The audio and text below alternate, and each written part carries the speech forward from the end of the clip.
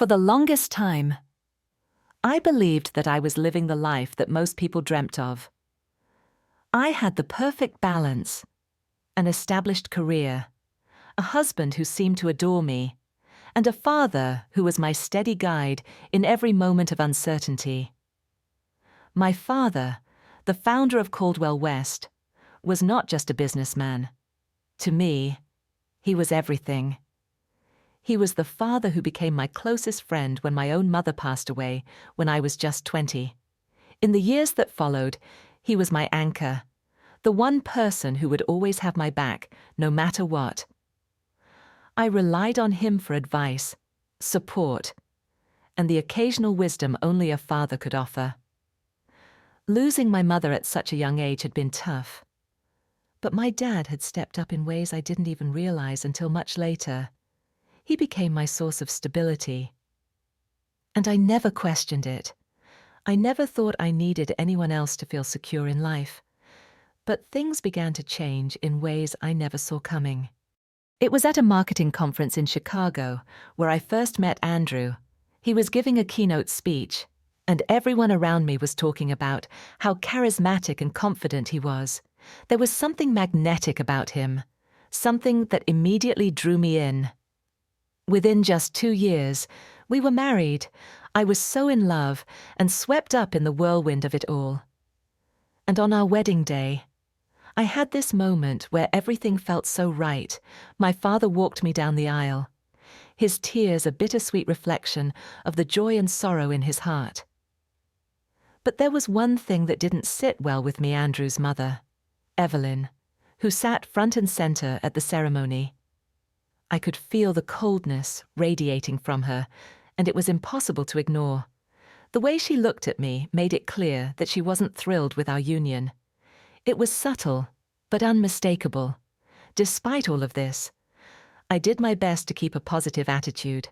I thought that in time, Evelyn would warm up to me. After all, I was marrying her son. I sent flowers, invited her to family dinners, and did everything I could think of to make her feel included. But no matter how hard I tried, Evelyn's disapproval didn't fade. At our wedding rehearsal dinner, I overheard her whispering to Andrew in the corner, commenting that I was nice, but didn't look like CEO material. That line stuck with me. It was clear she didn't think I was worthy of the life I was stepping into, and it stung, but I wasn't about to let it ruin what I thought would be a lifetime of happiness. I focused on my life with Andrew and trusted that with time, things would fall into place. But I had no idea what was ahead. No idea that my world was about to be turned upside down in ways I could never have imagined. What I thought was a perfect life, built on love and trust, was about to reveal the cracks beneath the surface.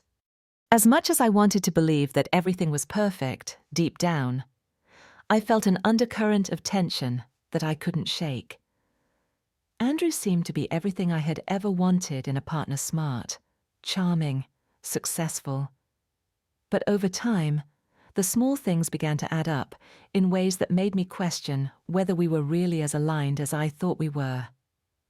And then, it happened. The first real sign that everything wasn't as it seemed. My father's health had been deteriorating slowly over the past year. He was always a strong, healthy man, so seeing him grow weaker was hard to accept. But even in his final days, he remained steadfast. I was by his side, trying to keep my world intact, even though everything felt like it was slipping through my fingers. I remember holding his hand one night, feeling the weight of his frailty, and not being able to shake the thought that I was losing the one person who had always been there for me. It wasn't just the loss of a father. It felt like the foundation of everything I had built was crumbling. Then came the call, the one I never expected, just 4 months after his cancer diagnosis. My father passed away quietly in his sleep. It was surreal, almost like it wasn't real. I kept waiting for him to wake up, to tell me everything was going to be okay. But it never came. The funeral was a blur, a whirlwind of faces and flowers, and all I could feel was an overwhelming sense of loss. Yet, there was something even more unsettling in the way things played out that day. Evelyn's behavior stood out like a sore thumb. She arrived late, her sunglasses hiding whatever emotions she was trying to suppress. She barely interacted with anyone and left before the service was even over. The whole thing felt like a performance, and I couldn't help but feel like she was somehow indifferent to what we had just lost. Andrew, too, was distant. I don't know if he was in shock or just trying to keep things together for my sake, but it didn't feel like he was there with me. He was too focused on the logistics, making sure people knew where to sit, how to get to the after-service reception. But where was the emotional support? I needed someone to grieve with me, to share in the sorrow. But I felt like I was carrying it all on my own. The very next morning, I received a call from my father's attorney. He asked if I could meet him to discuss the estate.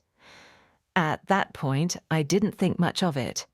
My father had always been well prepared, so I assumed it was just about transferring a few properties or going over retirement accounts. Nothing that would change my life. I had no idea that this meeting would open my eyes to a reality I wasn't ready for. When I sat down with the attorney, he handed me a folder. As I opened it, my hands trembled. "Your father left everything to you, Lauren," he said, looking me straight in the eye. "The company, the properties, the accounts. After taxes and fees, it's worth just over $35 million. I stared at him, the weight of his words sinking in. $35 million. My heart pounded in my chest, but I couldn't feel the excitement that most people would expect. Instead, all I could feel was emptiness. I had just lost my father, the one person who loved me unconditionally. And now, in the aftermath of that grief, I was suddenly responsible for something that seemed so much bigger than me. The money wasn't a gift. It was a reminder of everything I had lost. I felt like I had inherited more than just assets. I had inherited a weight I wasn't sure I was ready to carry. That night, as I sat on the couch, surrounded by the documents, Andrew walked in from work. He glanced at the papers and gave a low whistle. "So it's true," he said, sitting down next to me. "It's really all yours." I nodded, still trying to process the magnitude of what had just been revealed. "Yeah, I didn't expect it to be this much," I said quietly. Andrew's response took me by surprise. He smiled, but there was something different in his eyes, something I hadn't noticed before. "Well," he said, "we should probably talk about what to do with it. I mean, obviously, we'll invest, maybe buy that place in Aspen you've always wanted. And, of course, we need to figure out how much to give to Mom." I blinked. I couldn't believe what I was hearing. Why would we give half of this to your mother? Andrew didn't seem to understand why I was confused. He looked at me like I was the one being unreasonable. "Because she's family." "Lauren," he said, his voice almost condescending. "She's been through a lot, and it's only right we share some of this with her." I laughed, not because I found it funny, but because I was so shocked. "Are you serious? This is my inheritance, not a lottery win. Why would I give anything to your mother?" Andrew's expression shifted, and for the first time, I saw something cold in his eyes. "Don't be selfish. Lauren, you know she's family. She raised me on her own. She deserves it." That's when it hit me, the first crack in the foundation of our marriage. I stared at him, heart racing. "This is not about being selfish," I said, trying to keep my voice steady. "This money is from my father's life's work. It's a legacy, not a handout." Andrew leaned back, his arms crossed. "You're not being reasonable. She's family. Lauren, it's just what we do." That moment felt like a turning point. The man I had once trusted, the man I had married, was no longer the person sitting next to me. Suddenly, he wasn't grieving with me. He was calculating, seeing dollar signs instead of memories. I could feel myself pulling away, and the love I thought we had felt more distant than ever before. After that conversation, everything between Andrew and me felt different. I could no longer ignore the shift in his attitude, the way his focus had entirely moved from mourning my father's death to securing his own future. It wasn't just the suggestion of giving Evelyn part of the inheritance. It was the way Andrew seemed to see it as a windfall, something to be divided and spent, rather than something that symbolized the end of a chapter in our lives. The tension between us grew unbearable in the days that followed. While I was still reeling from the loss of my father, trying to wrap my mind around the idea of managing a fortune I never asked for, Andrew was already planning his next steps. It wasn't just about the money, it was about control. His subtle hints and offhand comments about how we should manage the inheritance began to feel more like directives than suggestions. One night, as we sat at the dinner table, he mentioned a vacation. "Maybe we should take a trip somewhere," he suggested, his tone casual but insistent. "We could go to Aspen. You've always loved it there. And we could use a break. Besides, you deserve it. With all the stress lately, a little getaway could do wonders." I stared at him, the words leaving a bitter taste in my mouth. All I could think about was my father, the man who had worked tirelessly to build everything we now had. And yet, here was Andrew, casually tossing around ideas like they were the most natural thing in the world. The idea of spending money frivolously when I was still grieving felt so disconnected from what I needed. I didn't want a vacation. I wanted to grieve. I wanted to hold on to the memories of my father and figure out what my next steps would be on my own terms. But that wasn't the reality Andrew seemed to live in. His approach to grief was so different from mine. Where I saw loss, he saw opportunities. It was becoming clearer every day that I was no longer his partner. In this marriage, I was his financial plan. He wasn't interested in sharing my grief. He was only interested in sharing in the money.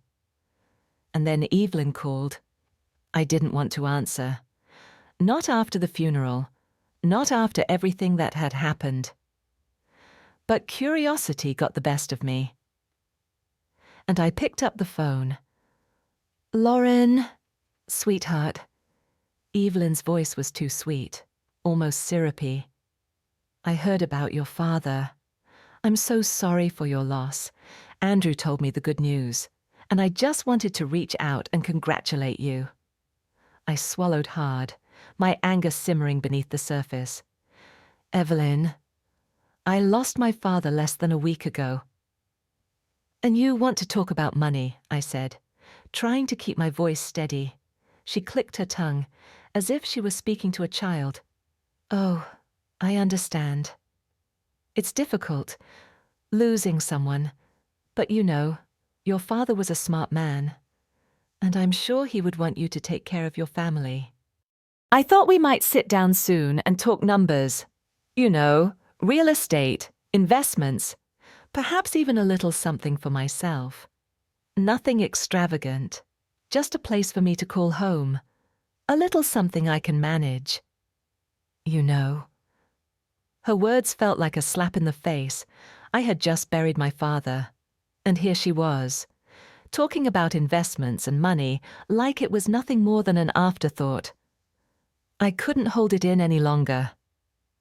"Evelyn, with all due respect, you're not my family, and the fact that you're calling me about money right now says everything I need to know about your character. You're only interested in what you can get from this inheritance." There was a long silence on the other end, and when she spoke again, her voice had changed. It was sharp, laced with bitterness. "You always thought you were too good for us. Lauren, let's see how long you last when you're all alone." Her words stung, But what hurt more was the realization that she was right. This was about greed. And it wasn't just Evelyn, I had started to see it in Andrew too. This wasn't about family. It wasn't about love. It was about money, control, and using me as a means to an end. That night, as I lay in bed, I couldn't stop replaying the conversation. I was devastated. My father had died, and instead of being able to grieve with the people I thought I could trust, I was being treated like a business transaction. I was suffocating under the weight of it all. And worse, I knew it wasn't just Evelyn. Andrew was no different. The more I thought about it, the clearer it became the man I had married, the man I had trusted, had shown me his true colors, and I couldn't ignore it anymore. By the time morning came, everything felt different. Andrew acted like nothing had happened, as if we were just going through the motions of life. He kissed me good morning, made coffee, and chatted about trivial things, but I couldn't pretend anymore. I was done. The betrayal ran too deep, and I wasn't about to let him or his mother take advantage of me any longer. The realization that my marriage wasn't just in trouble, it was broken, hit me like a tidal wave. As I tried to process everything, it became clear that I had to protect myself and the inheritance my father had left me. No one else was going to do it for me. Andrew, the man I thought I knew, was showing signs of being more interested in the financial rewards of our marriage than the emotional bond we once shared. And Evelyn, with her subtle manipulations and demands, was pushing me further into a corner. I could no longer rely on my husband or his family to have my best interests at heart. I had to take matters into my own hands. I had always trusted my father's wisdom. Even in his passing, he had left behind a well-structured estate plan. But that wasn't enough. The people closest to me were showing their true intentions, and I needed to make sure my assets were legally protected. I contacted a lawyer specializing in asset protection, someone who could guide me through the delicate balance of securing my inheritance while protecting my interests in my marriage. I wasn't just talking about legal documents and signatures. I was talking about safeguarding my future. Every penny of my father's legacy had to be handled with care. The more I thought about it, the more I realized that I had no choice but to take drastic steps. The first thing my lawyer advised was to move a portion of the inheritance into a separate, protected account. The trust that my father had set up was a good start. But there were ways for Andrew and Evelyn to potentially challenge it if they wanted to. I had to act fast before they could find a loophole or seize what wasn't theirs. I was already being pushed to give away half to Andrew's mother, and if I wasn't careful, I could end up losing everything. But it wasn't just about the money, it was about control. My father had built Caldwell West from the ground up. It was his legacy, his life's work, and he had trusted me to carry it forward. I couldn't let anyone take that from me, not even Andrew. The more I thought about it, the more I saw the signs he was no longer the man I had married. The man who once held me in his arms, who promised to be there through thick and thin, had transformed into someone driven by greed and ambition.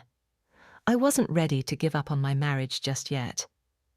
But I knew that I couldn't sit back and watch my father's hard-earned money slip through my fingers. My lawyer helped me file the necessary documents to secure my assets. But that wasn't all. I also took steps to protect myself physically. With Andrew and Evelyn both showing an interest in my inheritance, I had to be cautious. My lawyer recommended installing security cameras throughout the house. It felt extreme, but I knew it was necessary. It wasn't about paranoia. It was about making sure I wasn't taken advantage of in my own home. As the days passed, I could feel the tension building. Every time Andrew and I spoke about the inheritance, it felt like a battlefield. But it wasn't just him. Evelyn was growing bolder too. She started showing up unannounced, strolling into my house like she had every right to be there. One afternoon, she came with a real estate agent in tow, talking about potential properties for herself. The audacity of it was staggering. She had no shame. She had no respect for my grief, and no boundaries when it came to the money that she assumed was hers for the taking. Andrew didn't stop her. In fact, he encouraged it. "She's just excited," he said when I confronted him.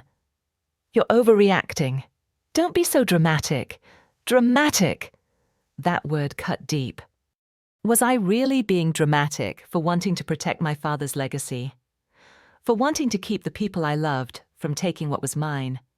I had tried to be reasonable, but the more I saw their behavior, the clearer it became that Andrew didn't care. He was more concerned with keeping the peace with his mother than standing by me, the woman he had vowed to support. That night, I made a decision. I was done pretending that everything was okay. The woman I had married wasn't the woman who stood before me now, and the man I had loved had turned into someone I couldn't recognize. I wasn't going to let them take what my father had worked so hard for. I wasn't going to let anyone manipulate me any longer. I locked the office where I kept the legal documents and every last piece of paperwork that held the key to my father's estate. I changed all my passwords, not just for the accounts tied to the inheritance, but for everything, every account I had, every piece of personal information I owned. It wasn't about mistrust, it was about survival. I couldn't afford to let them get one step ahead of me. 2 days later, it happened. I came home to find that Evelyn had been in my office again. The cameras had caught her in the act. She had been rummaging through drawers, flipping through documents, and searching for something specific. The footage was irrefutable. I knew exactly what she had been looking for, the veritable documents that held the fate of my inheritance. The fact that she felt entitled to access them was infuriating. I confronted her that evening, my voice steady despite the anger building inside me. "I saw you in my office." I said, "You were looking for the documents, weren't you?" She laughed it off, playing dumb, as if she hadn't just been caught red-handed. "Oh, Lauren, I was just looking for a notepad. Andrew said you kept extras in there. I wasn't fooled." I knew exactly what she had been after. She wasn't looking for stationery. She was looking for a way to stake her claim to what was rightfully mine. I left the confrontation with one goal in mind: to protect myself. I wasn't going to let her or Andrew have access to anything without my permission. I locked the drawer again. But this time, I didn't just leave it at that. I saved the footage. I backed it up. I wasn't going to let them twist the narrative. I was going to document every single move, every step they took, until I had enough to fight back. And then came Andrew. He wasn't even surprised when I confronted him about what had happened. "She was just curious," he said, as if it were no big deal. "It's a lot of money." Lauren, people get curious, but I wasn't buying it anymore. I knew exactly what was happening. I wasn't the one being paranoid. I wasn't the one being dramatic. I was just trying to protect myself from the people I loved most, because sometimes the ones closest to you are the ones most likely to take everything away from you when you're not looking. After everything that had happened, I reached a point where I could no longer ignore the reality of my situation. The person I had married, the man I thought I could rely on, had shifted so drastically that it felt like I was living in a nightmare. He wasn't the partner I had known, the one who once promised to stand by me through thick and thin. Instead, he had become a stranger who no longer cared about my feelings, my grief, or the life we had built together. The worst part, he wasn't alone in this. Evelyn, his mother, had become a driving force in his life, pushing him further away from me. As I sat in my living room one evening, staring at the stacks of documents, I felt the weight of it all: the inheritance, the betrayal, the manipulation. The love I thought was unshakable had been eroded by greed, and there was nothing left for me to hold on to except my own dignity. I had no choice but to take control of my life, my future, and my father's legacy. The thought of divorce was something I never imagined. But I couldn't ignore it anymore. It wasn't just about money. It was about respect, trust, and the fact that Andrew and his mother had shown their true colors. I couldn't let them get away with it. Andrew's behavior became even more erratic after that. One night, he came home from work with flowers in hand, a rare gesture of affection. "I've been thinking," he said as we sat down to dinner. "Maybe we got off on the wrong foot with everything. It's been a tough time with losing your dad, dealing with the inheritance, trying to plan our future. Let's take a vacation. Let's try to start over." I looked at him, skeptical. His charm had never worked on me like this before. Not when it felt like it was only a strategy to get me to lower my guard. He wasn't apologizing. He was trying to manipulate me into forgetting what had happened, into pretending that everything was okay when it clearly wasn't. I couldn't do that. Not anymore. "I think I'll pass on the vacation," I replied coldly. "There's too much going on at work right now." Andrew didn't push it, but I could see the flicker of frustration in his eyes. He didn't want to hear that. He wanted me to fall back in line, to stop questioning everything, to stop standing up for myself. But I wasn't the woman I used to be. I had changed, and the clarity I felt was empowering. It wasn't about giving in to his whims anymore. It was about doing what was right for me. The next morning, as I went to sit down at my desk, I noticed something strange. My laptop was open, the lid slightly raised. When I had left it shut the night before, a cold shiver ran down my spine as I checked the login activity and saw that there had been 2 failed attempts to access my password. Even more disturbing was the fact that the webcam light had turned on during the night. Someone had been trying to watch me, to access my private information. I didn't need to guess who it was. It was Andrew, or at least someone in his camp. I confronted him that evening. I noticed my laptop had been tampered with, I said, trying to keep my voice steady. There were failed attempts to log in, and the webcam light was on. Andrew shrugged nonchalantly, as if it were no big deal. "Must have been a glitch," he said, as though that explained everything. But it didn't. The pieces were all falling into place now. Andrew wasn't just being distant or cold. He was actively trying to control me, to get into my personal affairs. I had to face the truth. I was no longer married to a man who respected me. I was married to someone who saw my inheritance as a prize to be claimed. I didn't say anything more that night, but I couldn't shake the feeling that things were spiraling out of control. The next day, I took another step to protect myself. I changed all of my passwords again, every account, every bank, every email address, and just to be safe. I started documenting everything, every conversation, every suspicious move, every time I felt like I was being gaslighted into thinking I was imagining things. My lawyer had given me advice about gathering evidence, and I wasn't going to ignore it. I knew I was walking a fine line, but I had to be prepared.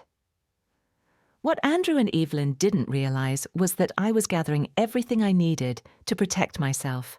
Every conversation I had with them, every odd moment, every instance where they tried to manipulate me into thinking I was the problem. I was documenting it all. I kept a journal, recorded phone calls, and saved text messages. And I knew that when the time came, I wouldn't just walk away from this marriage. I would do so with proof. 3 days after the laptop incident, I saw the final shift in Andrew. The flowers stopped coming. The attempts at affection ceased. And his true self started to emerge. He wasn't trying to charm me anymore. He wasn't trying to reconcile. He was watching me, waiting for me to slip up, to show any sign of weakness, but I wasn't going to give him that satisfaction. And Evelyn. She didn't stop either. One morning, I walked into the kitchen and found her sitting at the table in my robe, drinking my coffee as if she belonged there. It was as if she had moved in, and I was the intruder in my own home. When I saw her there, my blood ran cold. "Lauren, dear," she said, her voice dripping with fake sweetness. "I think we need to talk." I didn't move, didn't say a word. I simply stared at her, feeling the anger bubbling up from deep inside. I had had enough. "You need to leave," I said firmly. "This house is not yours, and neither is the money. So get out before I call the police." She didn't flinch. Instead, she gave me a cold smile. "You think you're so clever, don't you? But women like you, they crack sooner or later. I'm just waiting to see how long it takes." I didn't respond. I didn't need to. I stood my ground, watching her leave, and as I locked the door behind her, I knew that it was time to make the hardest decision of my life.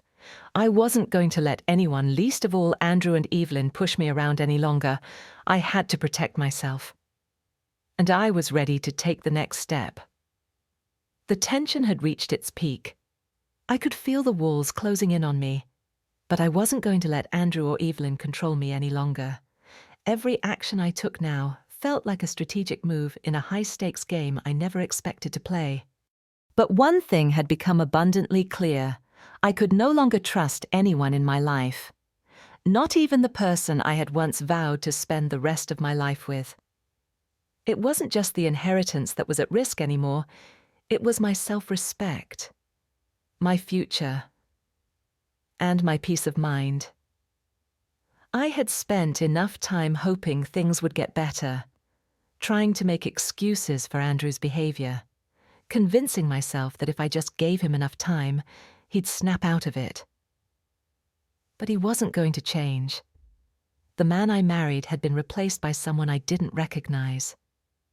I could feel his eyes on me constantly now, watching my every move, waiting for me to slip up. The affection had vanished. The moments of warmth and connection were gone, replaced with cold silence. He wasn't angry. He wasn't sad. He was just distant. It was as though I was living with a stranger who had no interest in trying to repair what was left of our relationship. Meanwhile, Evelyn kept pushing, She showed up uninvited, barging into my house like it was her own. Every time she arrived, it felt like a direct challenge, a way to force her presence into my life in a way that felt invasive and disrespectful. But it wasn't just her visits. It was the constant reminders that she and Andrew thought I owed them something. I was constantly bombarded with messages, phone calls, and passive-aggressive comments about the inheritance. It wasn't enough that my father had passed away, that I was already grieving the loss of the one person who truly understood me. No, I had to give them more. I knew what they were doing. They wanted control. They wanted the money, yes. But it was about more than that. They wanted me to bend, to give up my power, to let them decide what was best for me. And that was something I couldn't allow. I reached out to my lawyer again. This time, it wasn't just about asset protection. It was about taking the next step in securing my future. "I need to move forward with the divorce." I told him over the phone, my voice steady. It wasn't a decision I made lightly. In fact, it felt like I was making the hardest choice of my life. But after everything that had happened, the manipulation, the lies, the betrayal, I knew that there was no turning back. My lawyer was understanding, but there was a note of caution in his voice. "Lauren, you need to be absolutely sure about this. Divorce, especially in cases like yours, can get ugly.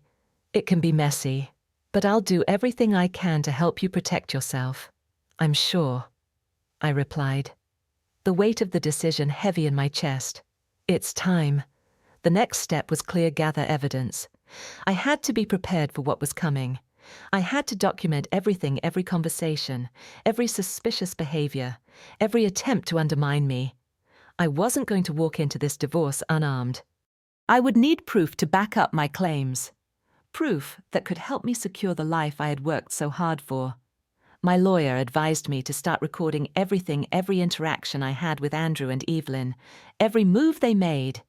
At first, it felt like an invasion of privacy, but I quickly realized it was necessary. The more I watched Andrew, the more I saw the lengths he would go to in order to manipulate me. He wasn't just trying to control the money. He was trying to control me, trying to make me doubt myself, to make me feel like I was the problem. But I wasn't the problem. He was. I began keeping a journal, documenting the small details: what they said, how they acted, what they did behind closed doors. I recorded conversations, saved text messages, and backed up every piece of evidence I had. It wasn't about revenge, it was about protecting myself, about ensuring that I could move forward with my life without constantly looking over my shoulder. And then came the moment I'd been dreading. Andrew stopped pretending. The flowers stopped coming. The occasional nice gestures disappeared. Now, all I saw was resentment. He no longer cared to hide it. He was angry not at himself, not at his mother, but at me. The tipping point came when I walked into the house one evening to find that Andrew had taken a step further than I could have imagined. He had been in my office, going through my personal files, rifling through drawers and documents. I had installed the security cameras in the house months ago. But now, I realized how important that decision had been. I watched the footage. It was clear that he had been searching for something specific. It wasn't just curiosity. It wasn't just him looking for a notepad like he had claimed earlier. He had been looking for leverage, looking for something he could use against me, something to control me even more. He didn't care about the inheritance. He cared about winning. That night, I confronted him. There was no point in pretending anymore. I saw the footage. I said, my voice calm but firm, "You were in my office again. Andrew, you were going through my things." He didn't even blink. "I don't know what you're talking about," he said dismissively, "but I wasn't having it. Don't lie to me. I have the evidence. You don't get to act like this isn't happening. I'm done pretending." Andrew stared at me, his face hardening. "You're being paranoid," he snapped. "It's just money. What's the big deal?" I shook my head, feeling a deep sense of finality settle in. "It's not just money. Andrew, it's my father's legacy. It's my future. And you've turned it into something I can't recognize anymore." And in that moment, I knew there was nothing left to save. This wasn't just about money. This was about respect, betrayal, and a marriage that was beyond repair. I had made the decision to walk away, and I wasn't going to look back. The words I had just spoken to Andrew hung in the air, thick with finality. I was done. My body was shaking, not from fear, but from the sheer weight of the realization that I was standing at the precipice of one of the hardest decisions of my life. I had always believed that love, respect, and trust were the foundation of any marriage. But that foundation had cracked, eroded by greed, manipulation, and betrayal. What Andrew and Evelyn didn't understand was that I wasn't just fighting for money. I was fighting for my integrity, my peace of mind, and my future. After I confronted him, Andrew didn't say anything more. The silence between us was suffocating. The kind of silence that comes when there's nothing left to say, when everything that needed to be said had already been said. But the truth was so ugly it couldn't be processed. I didn't wait for him to apologize, to explain, or to try to fix things. I knew there was nothing he could say that would undo what had been done. He had already shown me who he really was. The next morning, I woke up with a new sense of clarity. I had already begun the process of securing my assets, gathering evidence, and putting myself in a position where Werther could protect what was rightfully mine. But now, it was time to act. There was no going back. Divorce wasn't a decision I had ever imagined I would make, especially not over money. But this was no longer about inheritance. It was about my emotional well-being and the life I wanted to build. I had spent years putting my heart and soul into a marriage. But now I could see that Andrew wasn't the man I had thought he was. The man I married had disappeared, replaced by someone I didn't recognize. The idea of calling the divorce lawyer filled me with a mix of dread and relief. I knew I needed to take this step. But it was still hard to admit that my marriage was over. There was no easy way to process it. But what was harder to digest was the fact that, despite all the love I had given Andrew, I had never really known him at all. How could someone you loved so deeply turn into someone so unrecognizable? How could someone who had sworn to stand by your side become the very person who undermines you, betrays your trust, and seeks to profit from your pain? When I reached out to my lawyer, I was prepared to move forward. The documents had already been drawn up. The strategy was clear, and the evidence was there. But even then, I felt a sense of exhaustion settle over me. This wasn't how I had imagined my life. I had hoped for so much more than a bitter divorce and a battle for my own survival. I had imagined a future where Andrew and I could build something together. A future where we could weather the storms of life as partners. But somewhere along the way, that vision had been shattered. The next few days passed in a blur. Andrew's behavior became more erratic, his anger more visible, but there was no real attempt to reconcile. He had stopped pretending. The charming, sweet man I had fallen for was gone, replaced by a man who was obsessed with getting his hands on everything I had. But what he failed to see was that I was no longer the woman he could control. He had pushed me to my limits, and now I was taking my life back. Then came the unexpected phone call. It was Evelyn again. She didn't even try to hide her agenda this time.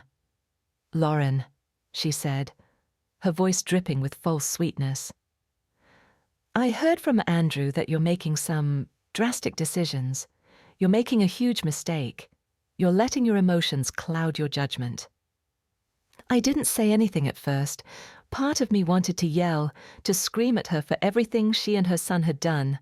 But I took a deep breath and answered her calmly, "No, Evelyn, I'm not letting my emotions cloud my judgment. I'm finally seeing things clearly for what they are. You're not family, and neither is Andrew. Not anymore." She was silent for a long time, her breath steady but her words sharp. "You're making a mistake, Lauren. You always thought you were better than us. You think you can just walk away with everything, but you'll see. You'll see how this all ends." Her words were a warning, but they didn't scare me anymore. I had spent too much of my life fearing the consequences of standing up for myself. Now I was ready. If this was the price I had to pay for my peace of mind and my future, so be it. That afternoon, I walked into my attorney's office. I had come to terms with the fact that my marriage was over, but I was also determined to make sure it ended on my terms. As I sat down across from him, I handed him the folder with all the evidence, the recordings, the journal entries, the emails, and the security footage. "It's time," I said, my voice steady. "I'm ready to file for divorce." My lawyer nodded, understanding the gravity of the decision. "We'll take it from here, Lauren. We'll make sure you get everything you deserve." As I left the office, I felt a strange mix of emotions. I wasn't relieved, not yet.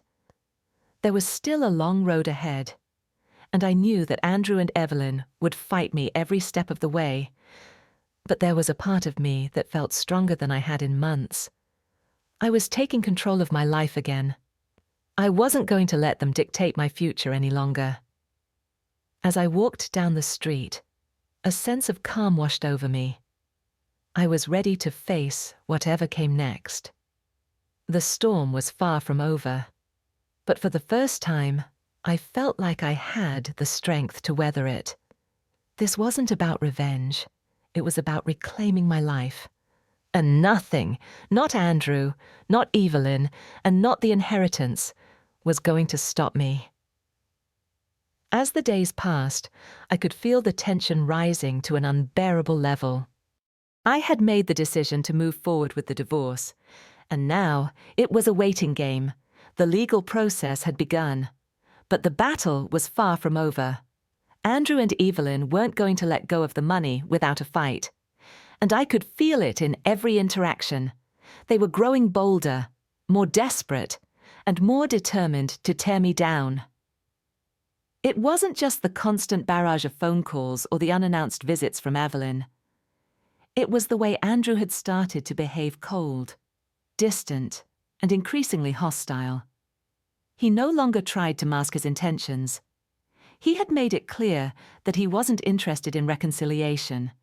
He was interested in winning, in controlling me and the money. But what he didn't realize was that I wasn't the same woman who had walked into our marriage all those years ago. I wasn't the woman who had been blinded by love or who had trusted him implicitly. I had changed, and I wasn't going to let him take everything from me. One evening, just a few days after I had officially filed for divorce, Andrew walked into the house with an air of smug confidence. His eyes locked onto mine, and I could tell he was preparing for a confrontation. It wasn't just the divorce papers that were on his mind. It was the inheritance, the company, everything he thought should belong to him. I wasn't sure if he truly believed he deserved it or if he just wanted to punish me for standing up for myself. Either way, I wasn't backing down. "I don't understand why you're doing this," he said, his voice low but sharp, like he was trying to hold back his frustration. "You're throwing away everything we've built. You're walking away from me, from our life, over money. I thought we were in this together." I stared at him, my heart heavy, but my resolve stronger than ever. "This isn't about money." "Andrew," I said, my voice steady, "this is about respect. You and your mother have made it clear that you don't care about me, that all you care about is what you can get from me. And I'm not going to be treated like that anymore." His eyes narrowed. And for a moment, I thought he might snap, but then his face softened in a way that made my stomach turn.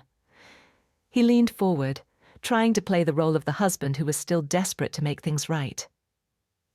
He reached out to touch my arm, but I flinched back, pulling away from him. "You don't understand," he said, his voice softer now, almost pleading. "I'm sorry for everything. We can fix this. We can make it work. You don't need to go through with this.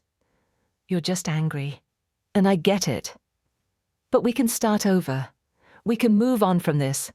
The offer sounded hollow, empty. I had heard it all before: empty promises, sweet words meant to lull me into complacency.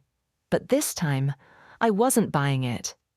I wasn't going to be manipulated by his charm or his attempts to make me feel guilty for standing up for myself. "I'm done," I said, my words firm and final. "There's no going back. You've shown me who you really are, and I'm not going to let you control me anymore. This isn't just about money, it's about my future, my peace of mind, and my dignity, and I'm not letting you take that from me." For a moment, there was silence between us, thick with the weight of everything that had happened. I could see the anger in his eyes, but there was something else there too, a flicker of fear. He knew it was over. He knew he had pushed me too far, and there was no coming back from it. But then, Evelyn entered the room, and I could feel the atmosphere shift. She stood there, arms crossed, with a look of disdain on her face. It was clear that she wasn't done fighting either. She wasn't going to let her son lose this battle, not without a fight. "You really think you can just take everything and walk away? Don't you?" she sneered, her voice dripping with contempt. "You think you're smarter than us, that you can just take what you want and leave the rest behind. You're wrong. Lauren, this isn't over." I met her gaze, unflinching. "It is over." "Evelyn," I said calmly, "and you're not going to get 1 more cent of my father's legacy. It's mine. And I'm going to protect it, with or without your approval." Andrew and Evelyn exchanged a glance, a silent understanding passing between them. I could see the wheels turning in their heads, plotting their next move. But it didn't matter. I had already taken the necessary steps to protect myself.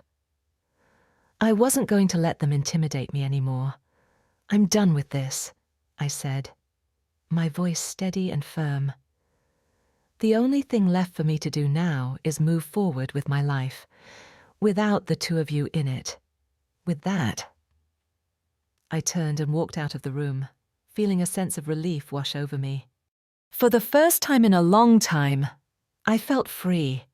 The weight of the past few months, the manipulation, the betrayal, all of it, seemed to lift. I knew the road ahead wouldn't be easy divorce, especially with everything at stake, was never easy. But I had made my decision, and I was ready to face whatever came next. The days following my final confrontation with Andrew and Evelyn were a blur of legal meetings, paperwork, and moments of quiet reflection. Every step I took felt like I was climbing a mountain, inching closer to freedom. But the road was still long. There were moments when the weight of what I was doing felt overwhelming. Moments when I questioned whether I was doing the right thing.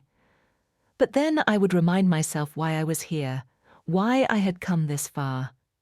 I wasn't just fighting for money. I was fighting for my peace of mind. I was fighting for my dignity. I was fighting for a future where I could be in control of my own life again, without the shadow of manipulation and greed hanging over me.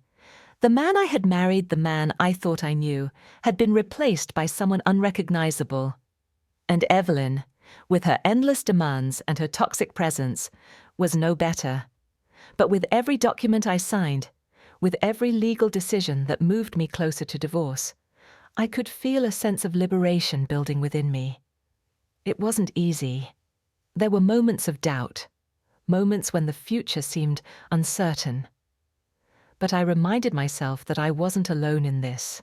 I had my lawyer, I had my friends, and most importantly, I had my own strength. And that strength was something I had never fully appreciated until now. Over the next few weeks, I found myself settling into a new routine. I started taking better care of myself, both physically and mentally. I began to rediscover the things that made me happy, the little moments that had always been there but had been drowned out by the noise of my marriage.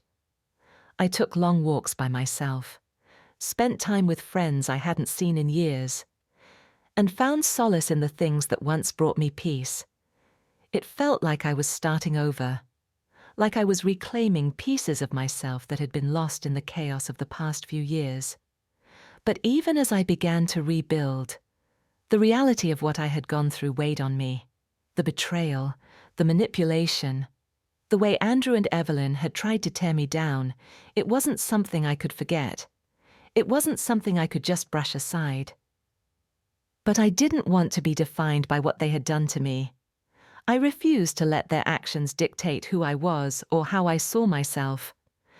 The more I thought about it, the more I realized that the hardest part wasn't the divorce itself. It wasn't even the legal battle or the emotional toll it had taken. The hardest part was accepting that the person I had trusted most in this world, the person who was supposed to be my partner, had become someone I couldn't recognize. That was the true heartbreak. That was the part I would never be able to fully make sense of. But I wasn't going to let that stop me. I had a future to reclaim, a life to rebuild. And I wasn't going to let anything or anyone stand in my way. As the divorce proceedings continued, I found myself growing more confident. I was starting to see the light at the end of the tunnel, and with each passing day, the future felt more and more like my own. I had no idea what was ahead, but I knew one thing for sure: I was done living in the shadow of Andrew and Evelyn. I was done letting them control me. One evening, as I sat at my kitchen table, reviewing some paperwork, I received an unexpected phone call. It was from Andrew's lawyer. I had been expecting it, but hearing from them still made my heart race.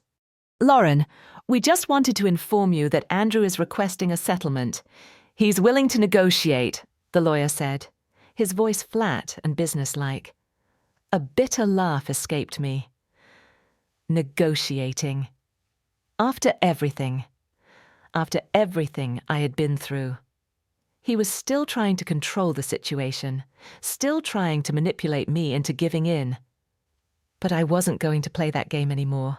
"I'm not interested in a settlement," I said, my voice calm but firm. "I'm moving forward with the divorce, and that's the end of it. I've made my decision." There was a pause on the other end of the line before the lawyer spoke again. "Understood. We'll move forward with the proceedings." I hung up the phone and leaned back in my chair, feeling a sense of peace that I hadn't felt in months. It wasn't over yet, but it was close. I was taking control of my life, and no one could take that away from me. Over the next few weeks, the final stages of the divorce unfolded. Andrew and Evelyn fought for everything they could, but they were losing. I had the law on my side, and I had a lawyer who was as determined as I was to see this through. When the final settlement came, it wasn't everything I had hoped for, but it was enough. More importantly, it was mine. I had earned it. I had fought for it, and I had won. And as the divorce was finalized, I found myself standing at the threshold of a new beginning. The road ahead was uncertain, but for the first time in years, I felt free. I wasn't tied to anyone's expectations, to anyone's control. The legacy my father had left me was no longer a burden, it was a gift. And I was ready to take it, to move forward with it, and to make it my own. I didn't need anyone's approval. I didn't need anyone's permission. I was in charge of my own life now. And nothing, not Andrew, not Evelyn, and certainly not their greed, was going to take that away from me. The day the divorce was finalized felt surreal, like an exhale I had been holding for years. As I walked out of the courtroom, I took a deep breath, letting the weight of everything that had happened wash over me. It wasn't relief exactly, more like the calm after a storm. The battles were over. The legal wrangling was done. And now, it was time to rebuild. I couldn't help but reflect on how far I had come. When I first learned about my father's passing and the inheritance I had inherited, I never imagined it would unravel everything I thought I knew about my marriage and the people closest to me. But here I was, standing on my own, stronger and more self-aware than ever before. The hardest part, I realized, wasn't the divorce itself. It was the emotional fallout, the realization that the man I had once loved, the one I had trusted with my life, had never really been who I thought he was. He wasn't the partner I had imagined him to be, and no matter how much I had tried to hold on, I knew now that I could never go back. There was no room for someone who only saw dollar signs instead of the person standing beside them. I didn't need him, or anyone, to define my worth. I had spent too much time trying to please Andrew, trying to make things work in a marriage that was never meant to be. I had bent myself in ways I shouldn't have. And now, I was free to stand tall again. I was done making compromises for someone who didn't value me. I was done pretending that things were okay when I knew deep down they never would be. The days following the divorce were filled with quiet moments of reflection. I found myself revisiting parts of my life that had been lost in the chaos of the last few years. I started taking weekend trips on my own, reconnecting with old friends who had been pushed aside in the turbulence of my marriage. I went to new places, did things I hadn't done in years, and slowly, I started to rediscover the woman I had once been.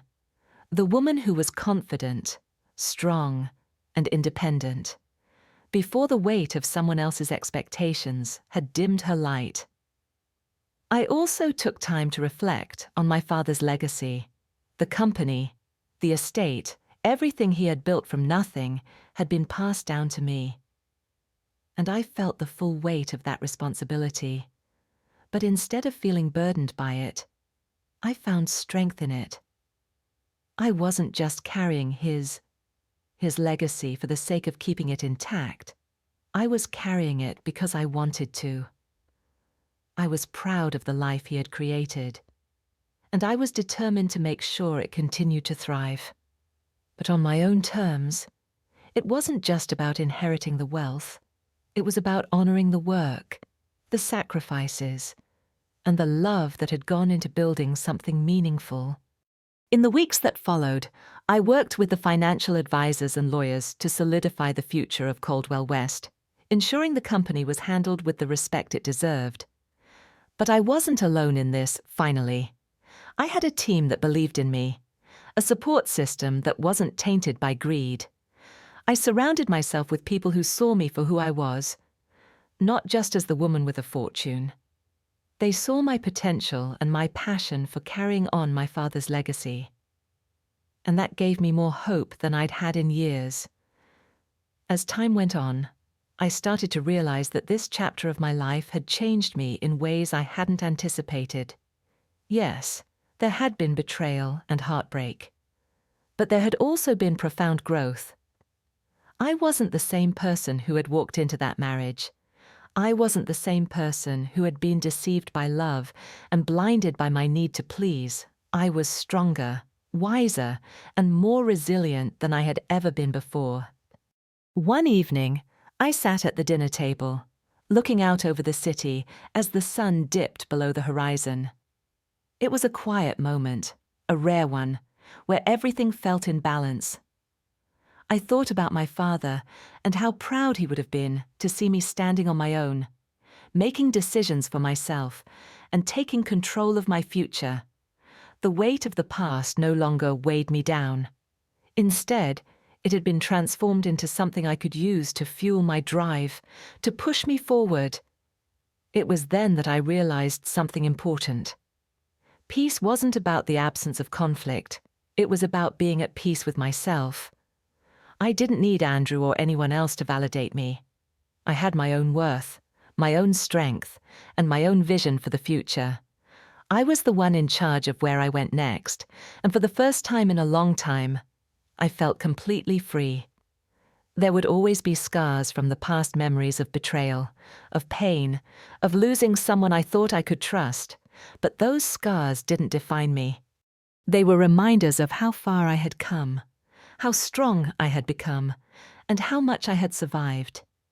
They were the marks of someone who had faced the worst and come out the other side stronger than before.